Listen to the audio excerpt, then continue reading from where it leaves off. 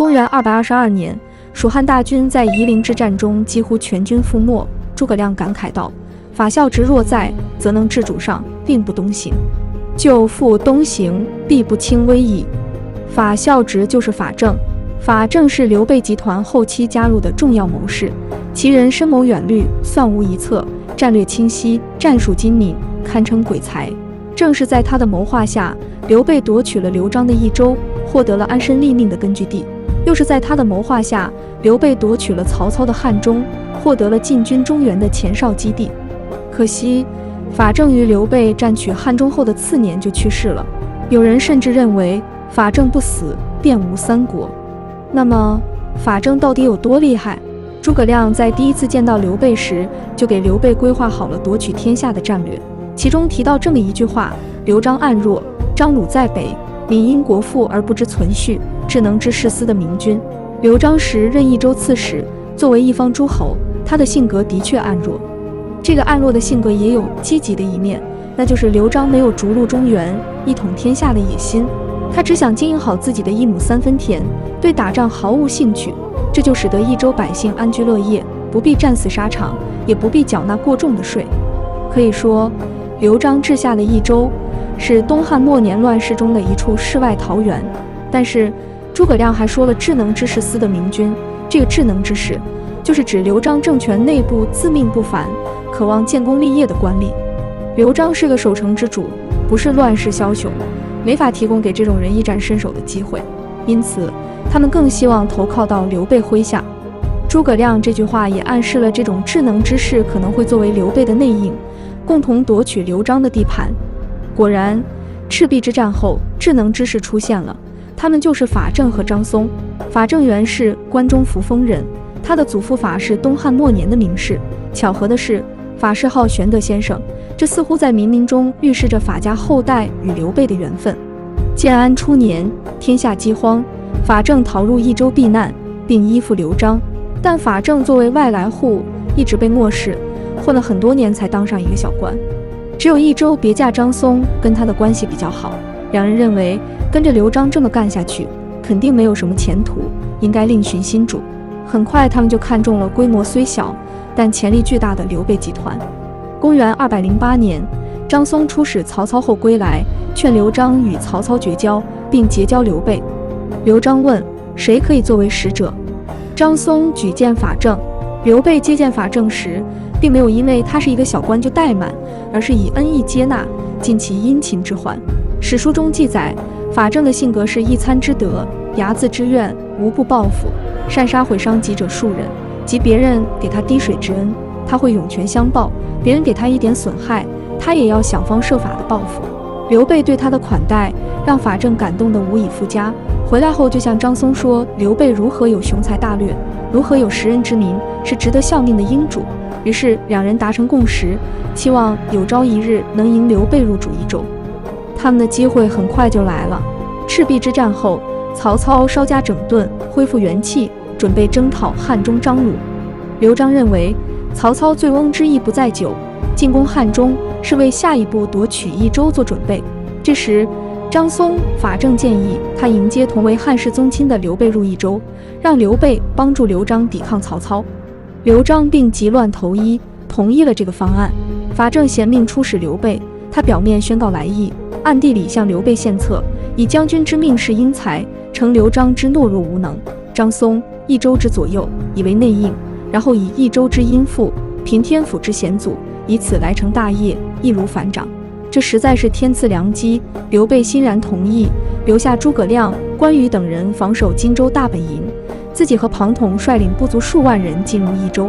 刘备入蜀后，法正、张松请教益州的各种事务，两人均加以详细解说，并绘制地图，提供山川地理资料给刘备。刘备因而掌握了益州的所有情报。刘璋隐约觉得刘备有些不对劲。这时张松的兄弟广汉太守张肃知道弟弟已经心向刘备，意图谋反，担心被连累，于是向刘璋检举。张松立即被刘璋斩首。至此，刘备与刘璋终于刀兵相见。刘备带领庞统和法正从加盟一路南下，向成都进兵，势如破竹。刘璋谋士正度进言，执行坚壁清野的战略，将当地的粮食仓房全部烧了，再筑堡垒、掘壕沟，不跟他们正面对战，肯定能拖死刘备。这个战略可以说切中了刘备的软肋。刘备听闻此事后，感到大事不妙，连忙询问法正到底该怎么办。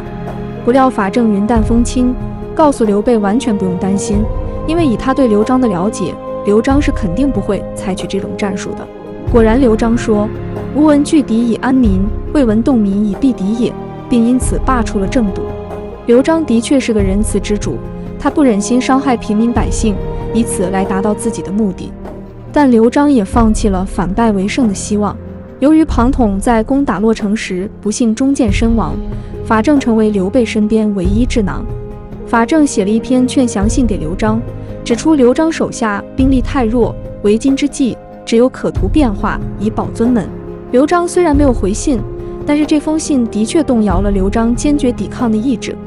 最后，刘备围攻成都，当时成都上有精兵3万，钱粮可以支撑1年，军民都主张死战。不过刘璋已经失去斗志，他说：“父子在州20余年，无恩德以家百姓。百姓攻战3年，积高草野者，以张固也，何心能安？”刘璋决定投降。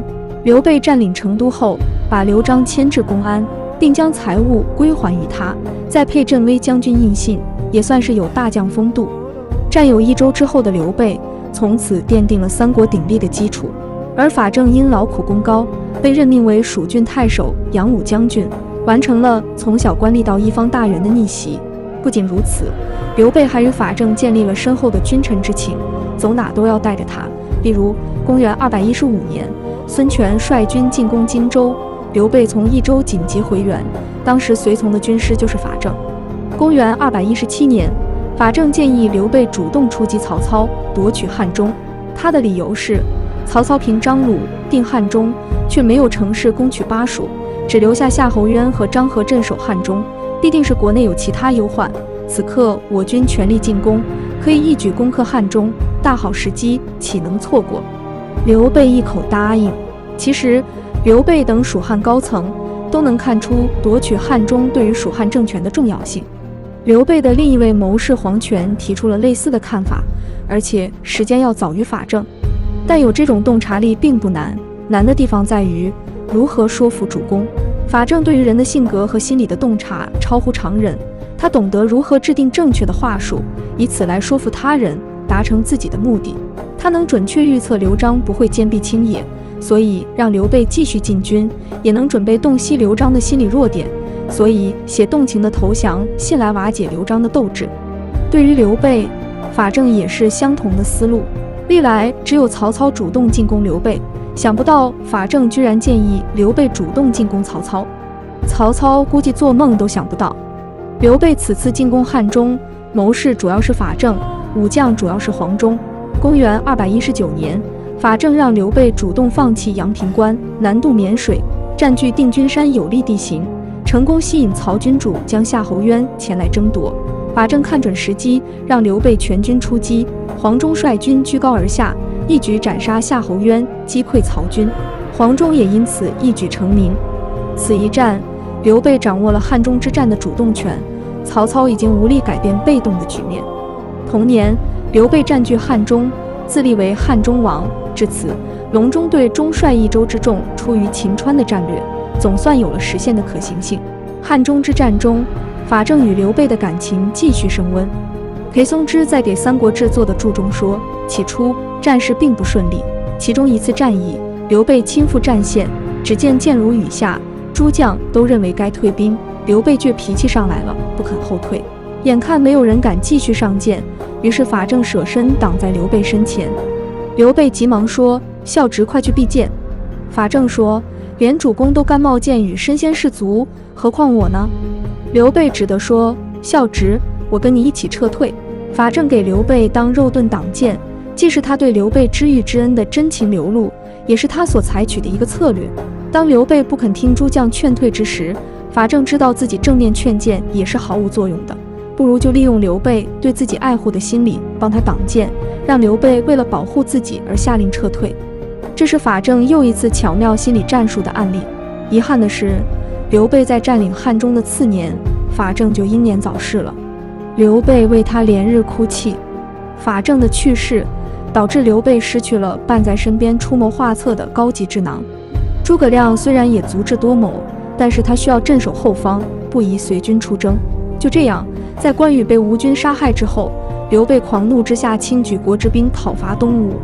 诸葛亮劝不住他，也没法陪同刘备出征。如果那时法正还在，他可能劝不住刘备的军事行动，但可以陪同刘备出征，在前线出谋划策，制定正确的战术。诸葛亮曾说，善于洞察人性，判断局势变动的法正，就是刘备翱翔的翅膀。而当后来法孝直去世，刘备就仿佛翅膀折断，屡战屡败。